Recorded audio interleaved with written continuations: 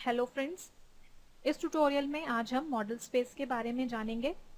अभी आप यहाँ पर विंडो के मिडल में ये जो ब्लैक वाला एरिया देख रहे हैं, इस एरिया को मॉडल स्पेस कहते हैं, या आप इसे ड्राइंग एरिया या वर्किंग एरिया भी कह सकते हैं। ऑटोकैड में हम जितनी भी ड्राइंग्स क्रिएट करते हैं वो सारी ड्राइंग्स इस एरिया पर, मतलब कि वो सारी ड्राइंग्स मॉडल स्पेस पर क्रिएट की जाती हैं। और इस एरिया पर आप कितनी भी बड़ी या कितनी भी छोटी जो भी चीज क्रिएट करना चाहते हैं वो आप कर सकते हैं।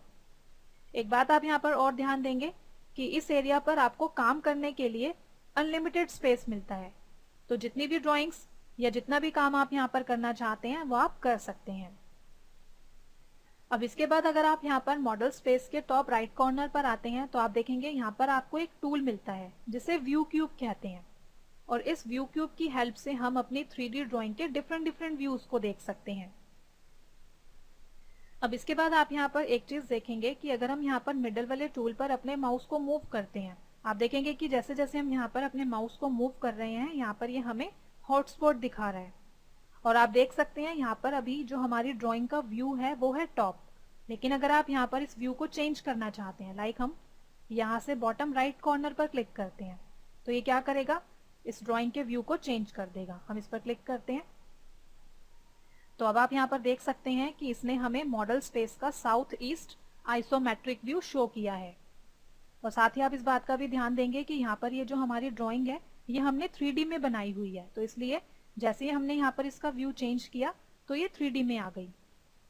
तो इस तरह से आप व्यू क्यूब से हॉटस्पॉट पर क्लिक करके अपनी 3D ड्राइंग के व्यू को चेंज कर सकते हैं, जैसा कि आप यहाँ देख रहे हैं।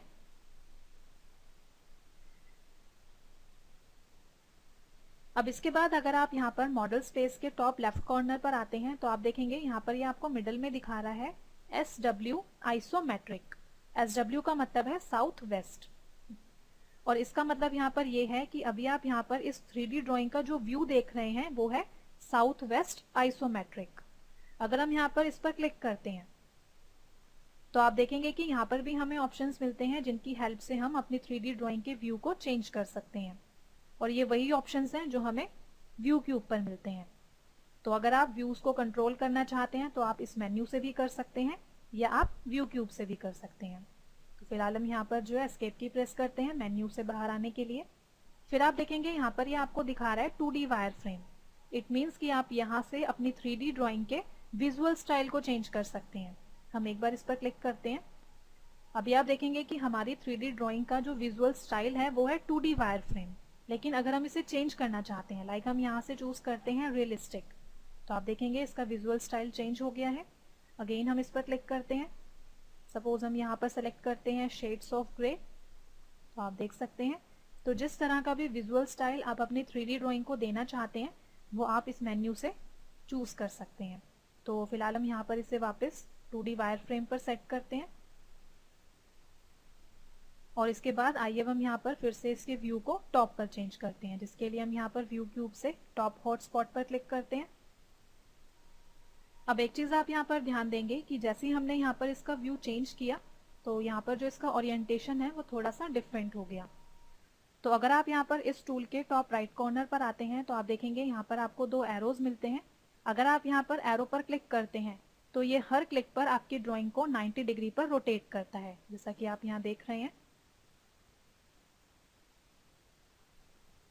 तो इस तरह से आप जो है यहाँ पर इन एरोज का यूज करके अपनी ड्राइंग के ओरिएंटेशन को चेंज कर सकते हैं। अब इसके बाद अगर आप यहाँ पर मॉडल स्पेस के बॉटम लेफ्ट एज पर आते हैं तो आप देखेंगे यहाँ पर आपको टैब्स मिलते हैं, मॉडल, लेआउट 1, लेआउट 2। तो यहाँ पर ये जो मॉडल टैब है ये बेसिकली आपका वही एरिया है जहाँ पर आप अपनी ड्राइंग क्रिएट करते हैं। और ड्राइंग क्रिएट करने के बाद जब हमें उनका प्रिंट लेना होता है तो उस केस में तब हम वहाँ पर जो है लेआउट का यूज करते हैं। तो वापस हम यहाँ पर मॉडल टैब पर क्लिक करते हैं। अब इसके बाद सपोज अगर आप यहाँ पर इन टैब्स को यहाँ से हाइड करना चाहते हैं तो आप यहाँ से किसी भी टैब पर राइट क्लिक करेंगे, देन यहाँ से सेलेक्ट करेंगे hide layout and model tabs. जैसे हम इस पर क्लिक करेंगे ये टैब्स यहाँ से हाइड हो जाएंगे, और हाइड होने के बाद ये जो टैब्स हैं ये स्टेटस बार पर आइकन की फॉर्म में आ जाते हैं, आप यहाँ पर देख सकते हैं। और अगर आप यहाँ पर फिर से इन्हें टैब्स की फॉर्म में देखना चाहते हैं तो आप यहाँ से इन दोनों में से किसी भी एक आइकन पर राइट क्लिक करेंगे और यहाँ से सेलेक्ट करेंगे display layout and model tabs. जैसे हम इस पर क्लिक करेंगे ये फिर से हमें टैब्स की फॉर्म में यहाँ पर डिस्प्ले हो जाएंगे। तो इस तरह से अपने आज के इस ट्यूटोरियल में हमने मॉडल स्पेस पर डिस्कस किया। Thank you.